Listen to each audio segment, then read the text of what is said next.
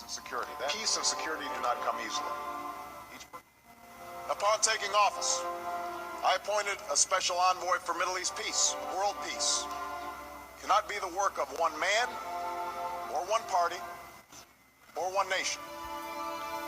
It cannot be a peace of large nations or of small nations. It must be a peace which rests on the cooperative effort of the whole world. The promotion of peace and security, pursuit of peace, the yearning for peace is universal. Our efforts to promote peace or effective peacekeeping.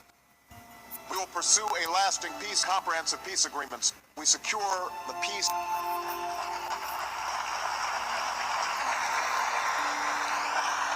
An enduring peace. A just and lasting peace between Israel, Palestine, and the Arab world. Strengthened their efforts on security.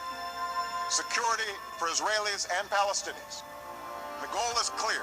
Two states living side by side in peace and security. Serious about peace, an unwavering commitment to its security is fundamental to the security of our nations and to the peace of the world. For our global safety, our security, America's commitment to seek the peace and security of a world without nuclear weapons.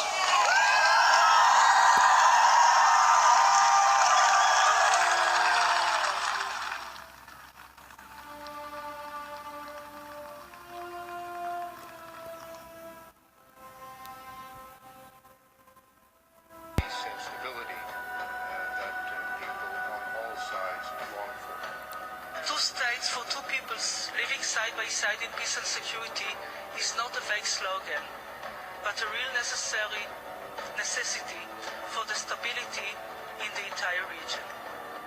Israel and Palestinians, they can live side by side in peace and security. This is our vision and this is our commitment. Of a new deal, peace and security and friendship.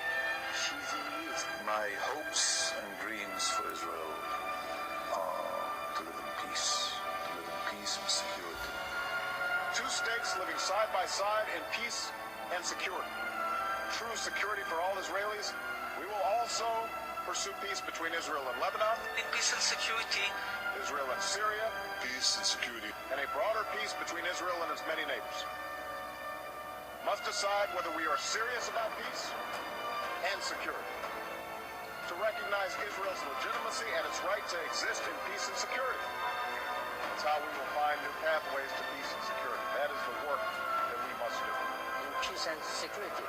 Peace and security and coexistence. A movement towards peace. If we have this triangle, economy, security, and peace, then peace can succeed. I think what I'm trying now, seriously,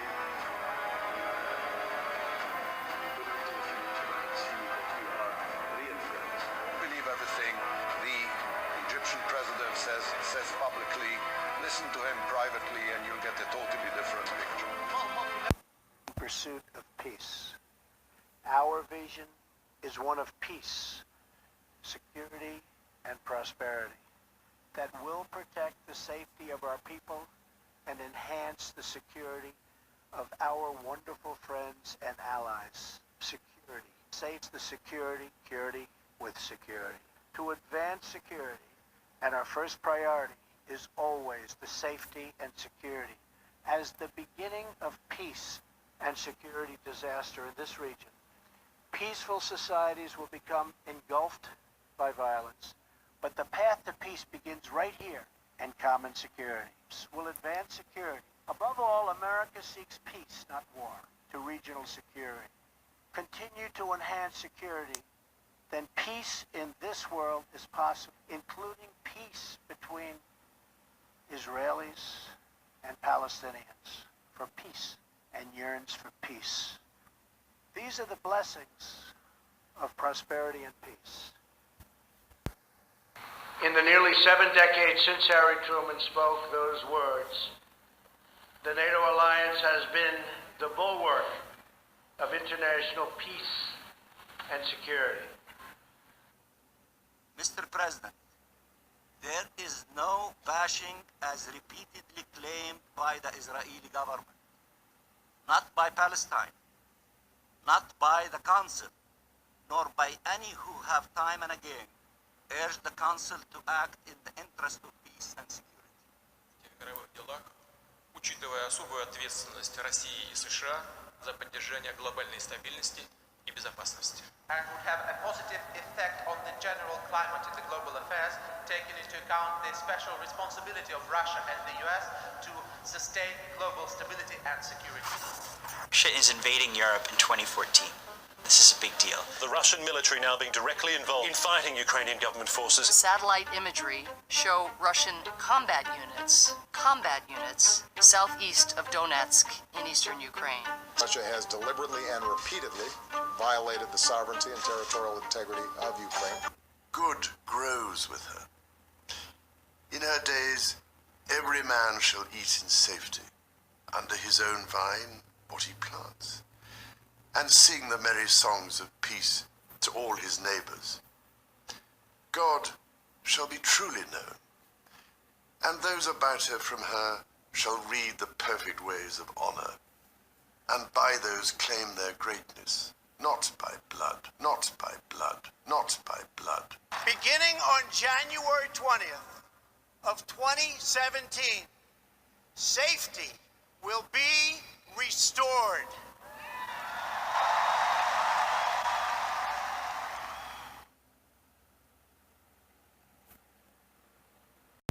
1 Thessalonians 5.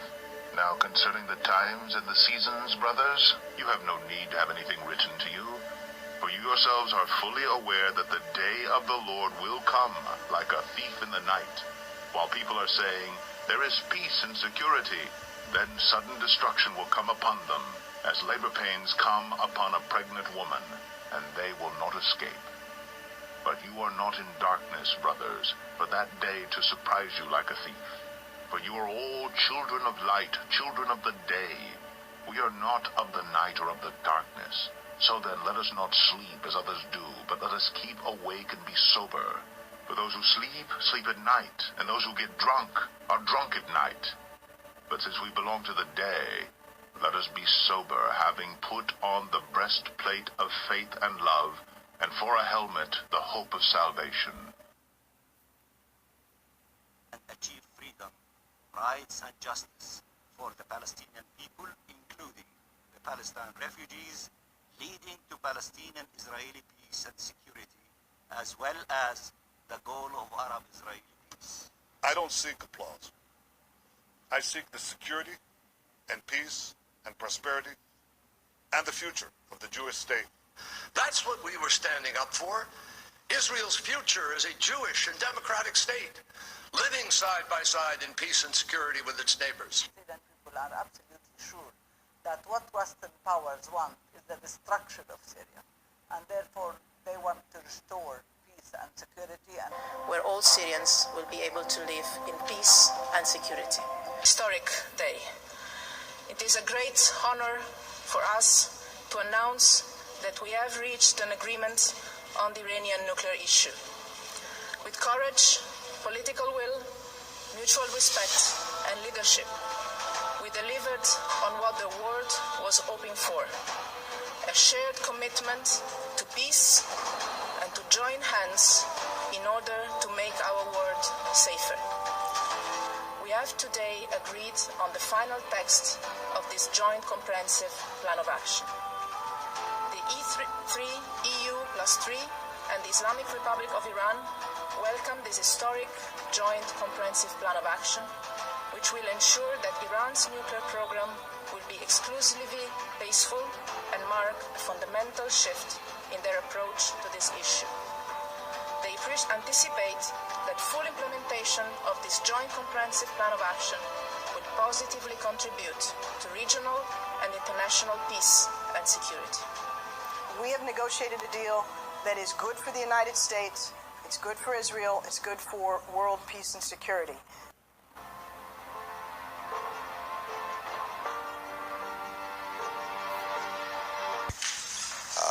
We're not sufficiently attentive to what had to happen the day after and the day after and the day after that in order to ensure that there were strong structures in place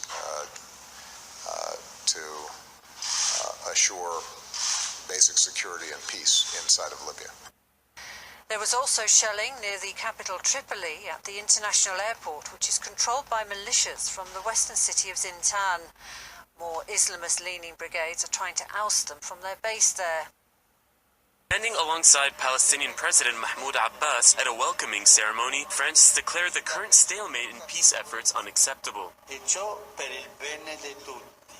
For the good of all, I encourage everyone to double up efforts and initiatives aimed at creating the conditions for a stable peace, based on justice, on the recognition of everyone's rights, and on mutual security. He invited Abbas and Israeli Prime Minister Shimon Peres to pray with him in peace at the Vatican. Both leaders were quick to accept. As I said to Your Holiness, we are committed to the Arab Initiative for Peace, by which once Israel withdraws from the occupied territories, all Arab states will recognize the State of Israel and will establish diplomatic relations with Israel immediately. It cannot be a peace of large nations or of small nations. It must be a peace which rests on the cooperative effort of the whole world. That's how we will find new pathways to peace and security. That is the work that we must do. The promotion of peace and security. And the goal is clear.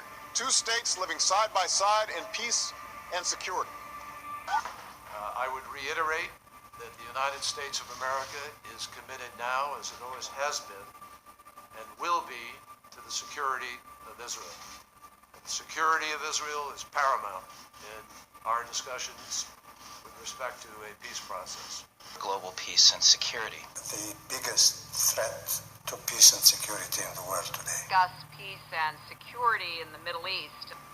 We stand together because peace must come to the Holy Land. Two states, Israel and Palestine, living side by side in peace and security. Our ultimate goal has to be a secure Israeli state, a Jewish state, living side by side in peace and security with a contiguous, functioning, and effective Palestinian state. The lesson of history is that peace and security do not come easily. Upon taking office, I appointed a special envoy for Middle East peace, and America has worked steadily and aggressively to advance the cause of two states, Israel and Palestine, in which peace and security take root and the rights of both Israelis and Palestinians are respected. Why the disbelief? Why do people refuse to believe that there is a depopulation program? This is a question that all awakened individuals are wrestling with. People's refusal to accept this reality is by far the greatest frustration and the greatest impediment to change. What is worse is that most people even refuse to consider the possibility that such a program exists and become irrationally angry if pressed to consider this possibility. Countless friendships have fallen apart and countless families have come apart because this split between the awakened and the oblivious appears to be unbridgeable. Never mind pushback from governments and international organizations and multinational corporations involved in the depopulation genocide. This is an insignificant obstacle to the dissemination of this truth compared to the irrational and aggressive refusal of the common man and woman to accept it or to even consider it. It is almost as though a diabolical force keeps mankind imprisoned in ignorance and apathy, a force so mighty that has rendered most men and women on this planet prisoners of evil, a force so dark that it has rendered the vast majority blind, deaf, and mute. This split is so deep and wide that we can almost speak of a split in the human species, the awakened and the oblivious, the enlightened and the blind, the chosen and the damned. It is as though mankind has been divided, has been cut with a knife, and there is no way to unite it again. One part belongs to God, truth, and the future, and the other belongs to Satan, untruth, and the past. One part is complete and the other lobotomized. One part is free and the other zombified. One part is pure and the other sullied. Those who refuse to confront the truth suffer from an infirmity of the spirit and an emptiness of the soul. We must accept that this is fundamentally a spiritual battle, a battle between good and evil. And evil definitely has the upper hand. In fact, evil has the world firmly in its grip. Luckily, some of us have freed ourselves from evil's grip. We are the enlightened, the Illuminati, in the new sense of the word and not in the old sense, with its old meaning, which is a perversion committed by the unenlightened, by the imprisoned, who refuse to leave the darkness and walk into the light, who refuse, in other words, knowledge and choose instead ignorance.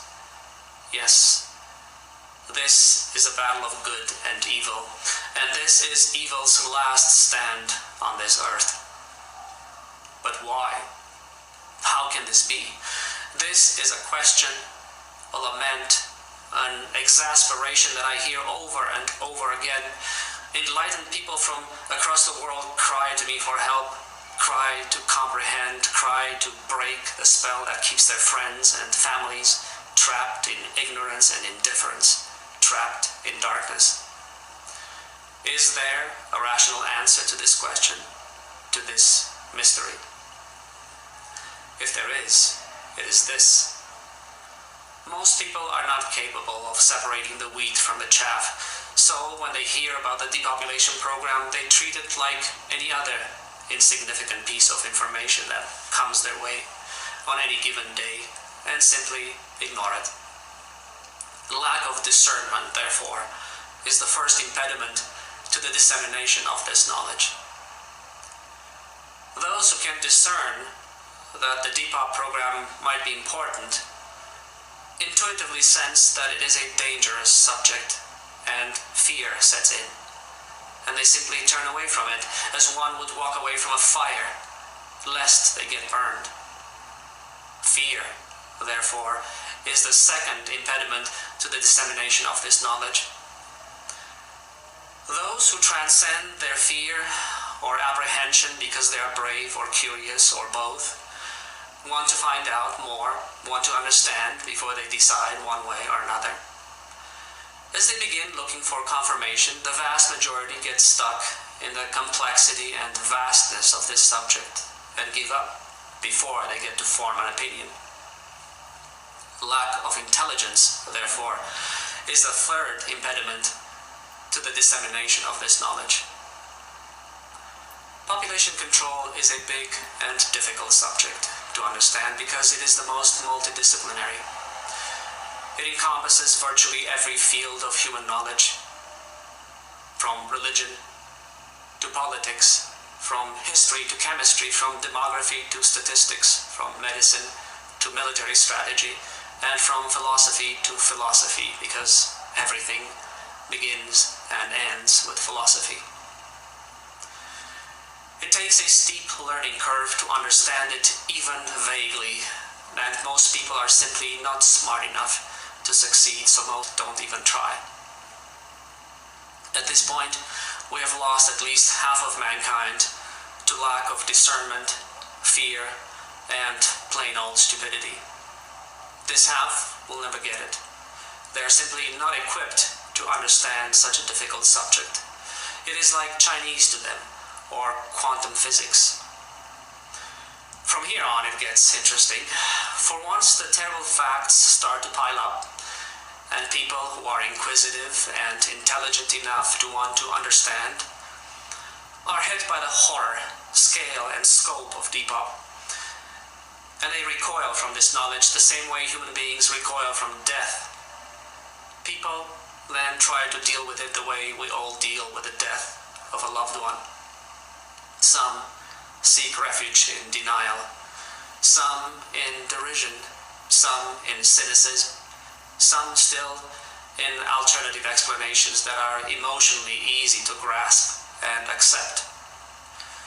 So they say, for instance, that the poisons found in our food are there because of the profit motive, and will insist upon this alternative explanation because it is an easy front to hide their emotional frailty behind. It doesn't matter how many ironclad arguments they hear and how much evidence they see that disprove their profit motive hypothesis. They will not budge because they found a comfortable place to hide their emotional weakness. Half of the people who are sufficiently intelligent to understand the basics of depopulation are not sufficiently strong emotionally to accept this brutal truth. They simply lack the psychological strength to deal with such a brutal reality. They are too weak for this burden. So they discard this unwanted knowledge to protect themselves emotionally and psychologically. Those who manage to accept this brutal reality but find themselves unable to cope with the emotional burden this knowledge places on them desperately look for an escape, for a cop-out, anything that can unburden them of this horrid knowledge. To find an easy escape, most seek validation from family and friends who have no clue about this subject and are therefore in no position to say anything of value, but who will immediately discount it because it sounds too strange to believe, so it is far easier to disbelieve. This kind of person chooses ignorance as their cop-out because ignorance is bliss, whereas knowledge of this nature is unbearable. Others will find an escape by reasoning to themselves that there is nothing they can do about it because they are just too small and powerless to affect a program of global proportions. So they resign themselves behind their political impotence. This kind of person chooses impotence, their insignificance, as their cop-out, because to be small and to stay small is safe and is easy, whereas to wield this knowledge imposes heavy responsibilities. And others still find an escape in God, so they abandon themselves in God's hands. In other words, they hide behind religion or spirituality, saying to themselves that God will take care of this, that God takes care of everything, that this is God's domain, not man's.